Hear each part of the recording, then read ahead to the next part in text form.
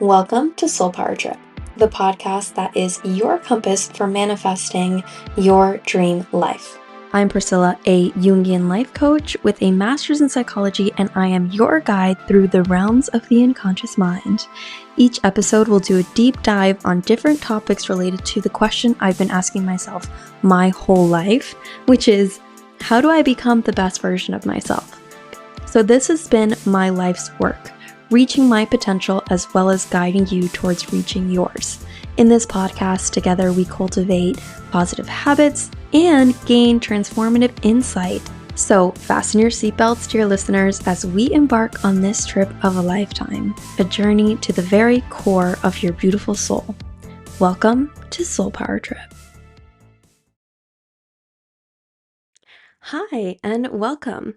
So today we are going to break down what your thoughts do to your body. And as we go through this episode, I want you to keep in mind this quote that you might have heard before, which says, "Watch your thoughts, they become your words. Watch your words, they become your actions. Watch your actions, they become your habits. Watch your habits, they become your character. And watch your character as it becomes your destiny." So, through that domino effect of thoughts, words, to actions, habits, personality, to destiny, you are going to want to keep that kind of causal relationship in mind, because we're going to be looking strictly at the root cause, which is thoughts, right? This is how your thoughts create your reality. It's by this kind of domino effect, right? So if we deal with the thoughts at the core of it, we can, in theory, change our reality. I've done a good amount of research on this, and the overall concept is that depending on whether you focus on the positive or negative aspects of your life will directly lead to either a calm nervous system or one that's on high alert. Right? So this affects a lot of us. This is the reason for the constant state of fight or flight that we find ourselves in when we're highly anxious or stressed, right? And you might have felt this kind of fight or flight feeling. The physical impact is what really we remember about it, but it's kind of sort of a feeling of racing thoughts or a bit like your cheeks are heating up. This sort of sense of anxiety where you don't necessarily feel like you're in control anymore. And it almost either feels like time is going by too fast or too slow, right? That's you in a fight or flight state. That's what it feels like when your nervous system is on high alert, right? So your thoughts are the sole cause of what's happening to your body in that moment. Our thoughts hold all the power over our physical and emotional well-being. So let's take a soul power trip to find out why this happens and how to change it. Now, as we get into this episode, this was an exercise that I did in class when I was studying for my master's with a concentration in spirituality, mind, and body. To understand how your thoughts affect your body, we're going to try this little experiment. Imagine you have a lemon in front of you, and I want you to, if you're able to, kind of close your eyes and imagine this lemon in front of you that is ripe, and you can smell the lemony scent in the air, right? You can kind of picture what that smells like, bring up that citrusy smell. Then imagine you cut this lemon with a knife and the smell gets stronger, right? You can even me imagining that, I kind of imagine the little squirt that would happen when I cut it. Now imagine you pick up half the lemon and take a huge bite out of it, holding it in your mouth. If you are like most people, your mouth will produce saliva. My mouth just did, even though the lemon is only in your imagination. Just think about that for a second. You were able to change your body's chemistry by focusing your thoughts in a particular way. Why is it important to understand this? So, when you have negative thoughts, for example, you're repeatedly thinking about what went wrong, what you regret or wish you could change about the past, or what you said at the party, or what you did at the party. When you think about what's stressing you or overwhelming you, either a deadline or something, a conversation that you need to have, when you think about this over and over, and when you think about what makes you anxious or angry, you are putting yourself in a high alert state. The same way you think about the lemon, you produce saliva, you think about stressful things, you make your nervous system light up like Christmas, right? You're freaking out internally when there's no present threat. That's how powerful your thoughts are. When you focus on these stressful thoughts over and over, your body becomes legit scared. Like it starts to freak the fuck out. When you say, oh no, I have a deadline, I don't know if I'm going to be ready for it, and your thoughts stay in that stress, overthinking the problem, not even really thinking about a solution at this point, somewhere in you, there's a girl crying in the bathroom because she just is overwhelmed by that information. Why does this happen? Well, the anxiety serves a purpose for survival, right? It's kind of there for a reason, unfortunately, so we can't necessarily get rid of it. We can just learn to better control it. Your anxiety about what's due at work or how you're going to feel in a social setting has an essential function. The anxiety, it's doing its job by focusing and narrowing your attention on a perceived threat to concentrate on saving your life. Unfortunately, the anxiety is functioning properly. Like, it's not doing anything wrong. It's doing what it's supposed to do. But that function is limiting you and your brain energy because your life is not in danger, right? So think about all that wasted brain energy trying to help you survive from a non existent threat. This is a part of our brain that we call the primate brain. It has a negativity bias for this reason. Its function is to pick up on possible negative outcomes in your environment or negative outcomes that could be happening in the near future to properly prepare to survive at any time. So when we feel threatened, cortisol, a hormone produced by the adrenal gland, is released to help. It is supposed to be a short-term solution to an immediate problem. And while cortisol is crucial for these short-term stress scenarios, helping to boost energy, improve alertness, prioritize necessary functions, its chronic presence is the issue, right?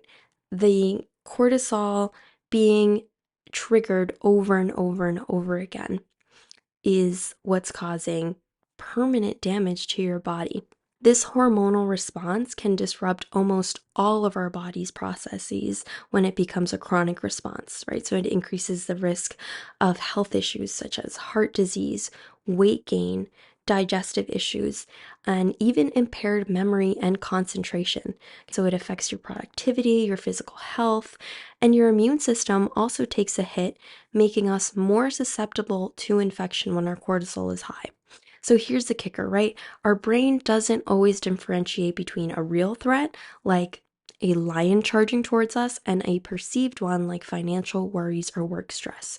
When we think negative thoughts or worry about potential outcomes, our body reacts as though the threat is real, releasing chemicals like adrenaline and cortisol. And to help us understand this, right, because I mentioned the primate brain, right, this is an animalistic response.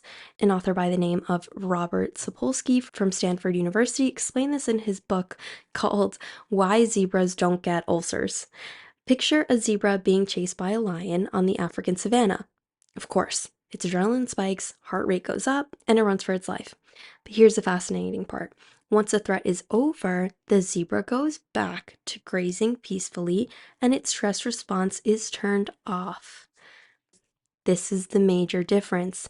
Because humans uniquely can think about past and future events, we can activate through thought alone our body's perception that we are in a crisis situation. So instead of facing physical threats, like a lion chasing you, our modern lifestyle presents us with continuous and less tangible stressors, worries about job security, family tension, financial stability, health, or even existential thoughts can haunt us, and this gets our body ready to survive, not thrive. Zebras don't lie awake at night thinking about an encounter with a lion from the previous week or worrying about potential threats happening a month from now, right? But we, with our forward thinking brains, do. And this is the crux of the problem, the chronic part of stress.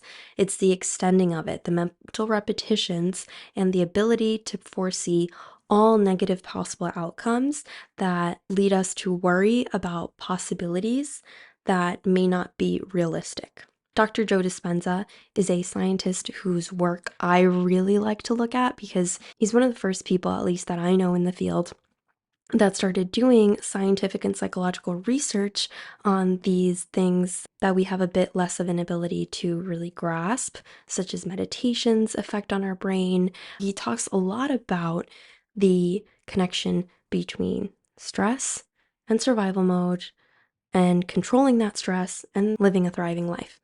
So he often speaks about this concept of how our thoughts create our reality. He was someone who also struggled with this for years, as many of us have. He believes and asserts that we become what we consistently think about, right? And this kind of aligns with the quote I mentioned earlier.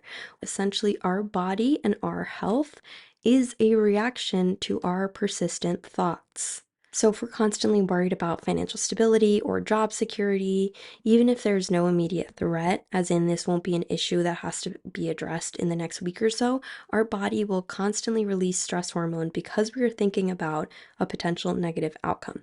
Dr. Dispenza explains that this becomes a self-reinforcing loop. And this is important because this is how it shapes the way you live. As Dr. Dispenza puts it, the brain becomes wired to these stressors and the body becomes addicted to the stress hormone. That's quite interesting, isn't it? Right? Because when you go in and try to do this work and try to control the thoughts you have about stressful things that are coming up in your life, it's important to understand that your body is now addicted to being stressed. It's used to being stressed and it's going to push for you to continue to be stressed. So when you go in and try to change your thoughts to be more positive and less negative, your body is going to fight against you for the beginning of it because of this addiction to stress. So he explains that we start to subconsciously seek out situations that confirm how we feel inside. So if how I feel inside is stressed, then I will seek out situations that match my stress, that continue to make me stressed, which obviously further perpetuates a cycle of stress. And Dr. Spencer came up with this famous phrase that you might have heard before, which is neurons that fire together, wire together. And this is where it comes from. The more we think and feel in a certain way, the more entrenched those neural pathways become, right? We talked a little bit about the issue of stress being chronic and us thinking about stressful things over and over and over again.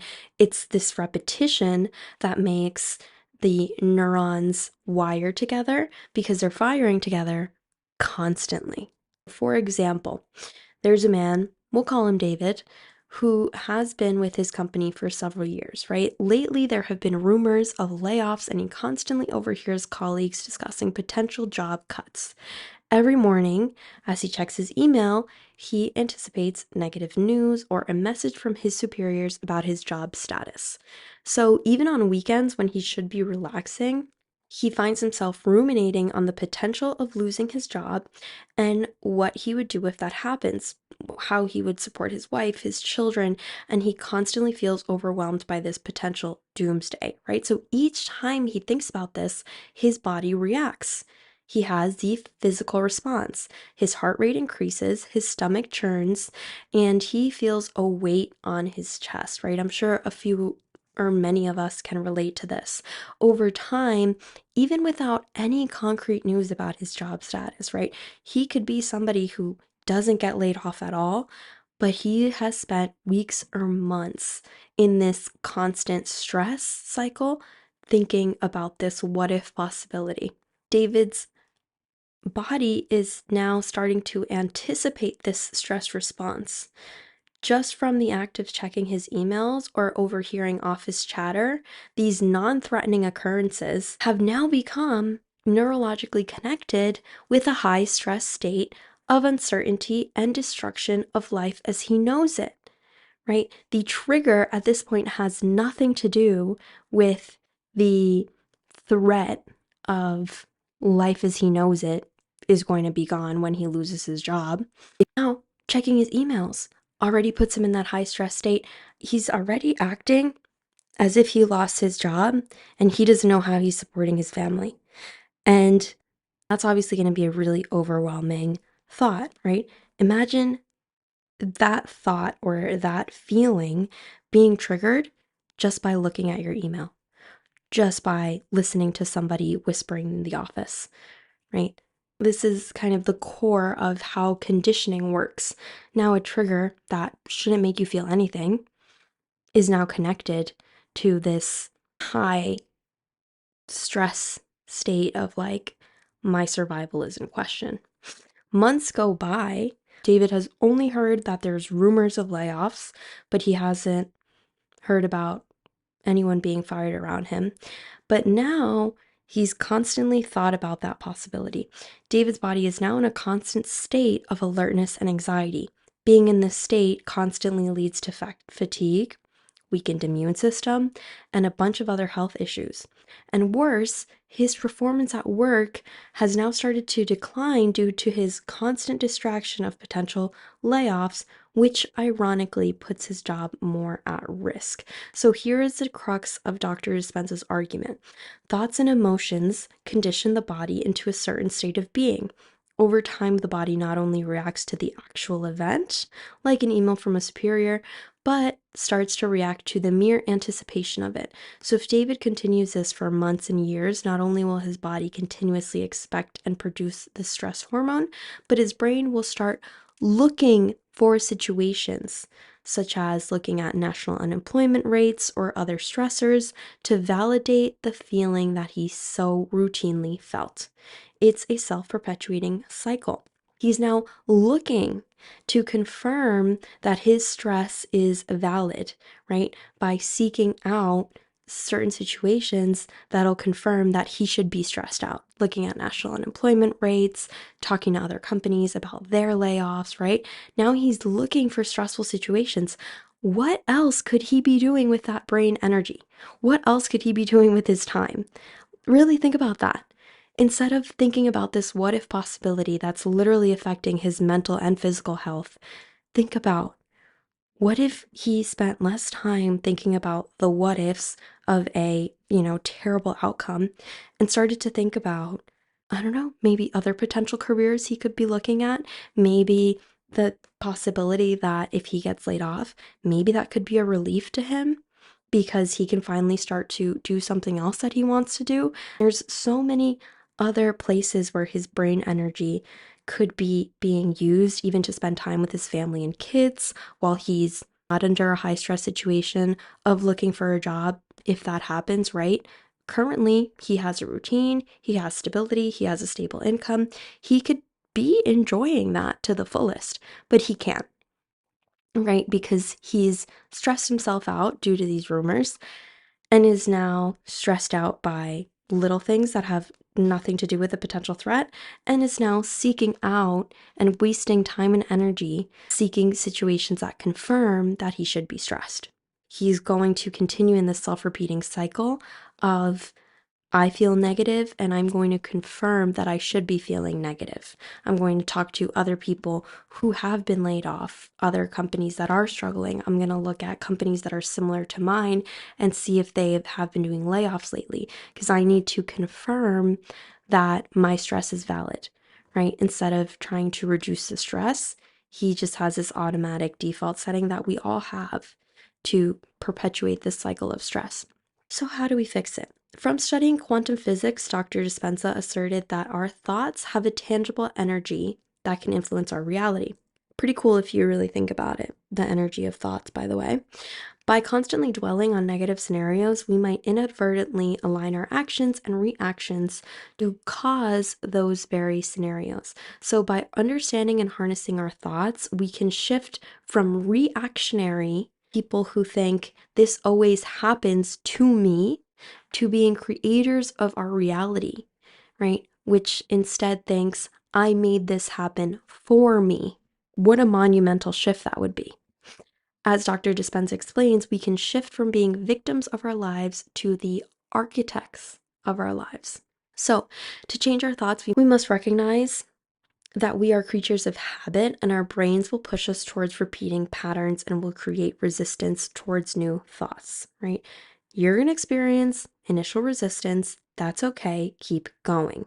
Dr. Dispenza speaks on the brain's tendency to automatically default to known patterns. I mean, it just takes less energy. If you think about it from a brain perspective, the brain is always going to vouch for the least energy consuming path. Okay, so there's already neurological pathways that are wired towards seeking out stressful situations. Even though it doesn't feel good, it isn't really concerned with what feels good or bad, or what creates a good reality or a bad reality for you. It's concerned with energy saving. And if energy saving means doing what you've always done, then your brain is going to push for that instead of expending new energy on creating new thoughts and new neural pathways. But as we've explained in this episode, you got to push through it. You just got to do it. There's no way around it. You have to make these new neural pathways if you want to live a thriving life. So our repeated thoughts and reactions become our automatic and familiar self. To break from this, we must venture into the unknown, cultivating new thoughts and responses. One of Dr. Dispenza's primary tools, specifically for breaking the cycle of stress, is meditation. Through meditation, we can move from the analytical thinking brain to the subconscious mind, right? And here, deep-seated patterns can be unearthed and reformed. And this has been my experience in meditation. It definitely took me several tries to actually, quote unquote, feel anything, because it takes that sort of practice to readjust your body to a calm state. I actually grew up in a pretty stressful household, so that made it even harder to readjust my body to a calm state, because it's almost like I never really knew what being calm internally felt like. I had grown up pretty accustomed to high stress, so my familiar state was chaotic internal energy, thinking that it was normal. My body was just so accustomed to high stress that the act of meditation was initially super disorienting and uncomfortable. So much so that I would just stop because I was like, okay, this is not doing anything. And that's exactly the wall that I had to break through. I've heard all the excuses in the book to avoid meditating, but if you really think about it, it can only help you. There's no way meditating can hurt you, so just try it out. As I've explained in this episode, your thoughts create your expectations, and those expectations create your reality. So we need to start at the root, the thoughts. How do you control and change your thoughts? I truly have not come across any method as effective as meditation. Trust me, I was a puppet of my thoughts and a victim of my life for the longest time. Meditation is the rope that guided me out of that. It almost seems too simple, I know, but the truth is that the practice of meditating does some deep work on your brain and your body. It changes what you think is normal. This has actually been proven by hundreds of research studies that show the positive effect of consistent meditation, leading to a significant reduction in stress, depression, and anxiety. Okay, an extension of meditating is visualization. I do believe it takes a certain basis of meditating and kind of being able to get your body into that space, because a visualization is a reflection of your higher self or your soul's desire, whereas the fantasy is representing an ego desire and an ego fulfillment, right? So visualization can play a pivotal role in rewiring your default brain in the direction that you want to go in. This is because visualizing a desired reality or a desired emotional state, that's actually super powerful.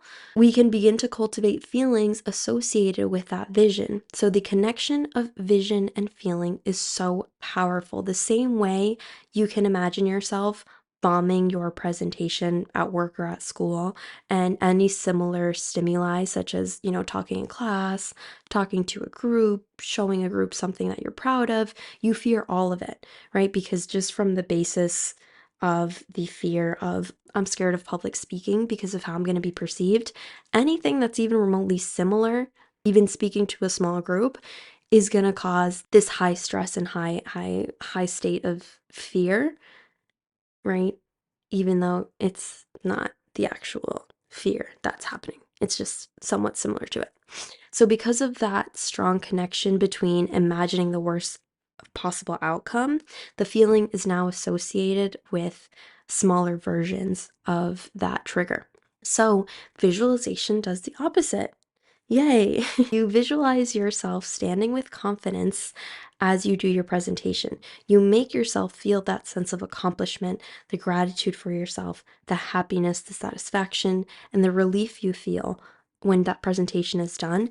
This leads you to already expect success before the presentation even happens.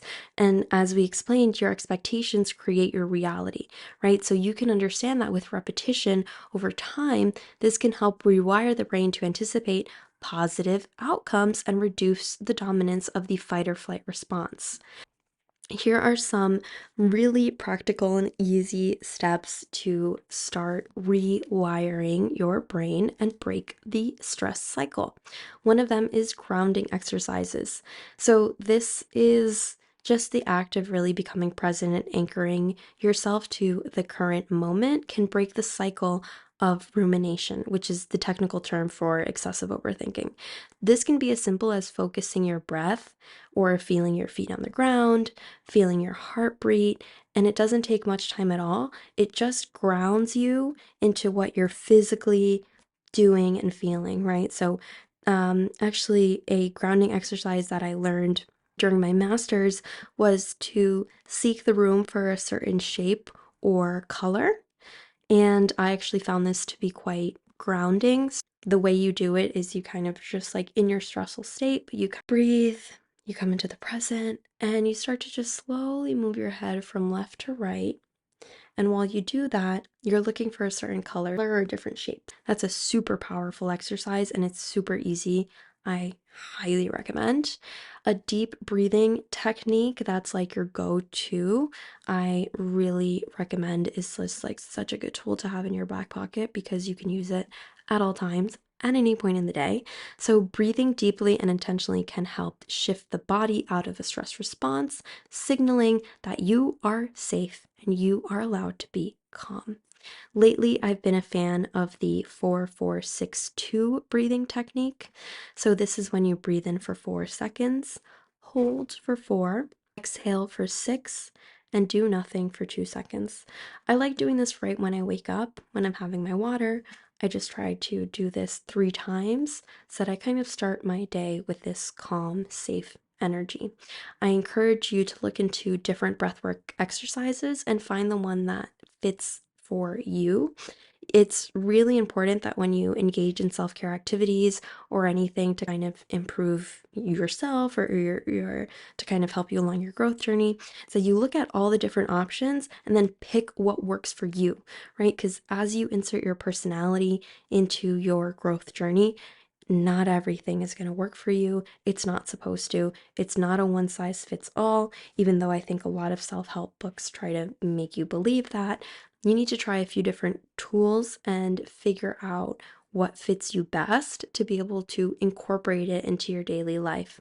I also encourage you to look into practices. Mindfulness and emphasizes staying present and non judgmental. So, by practicing mindfulness on a minute to minute basis, just by affirming, I am present, I am non judgmental, you can become more aware of reoccurring negative thoughts and actively choose to shift your focus. Imagine your coworker comes into your office with like a horrible problem and you're already getting anxious and angry and stressed out, right? Imagine in that moment you just say, okay, breathe.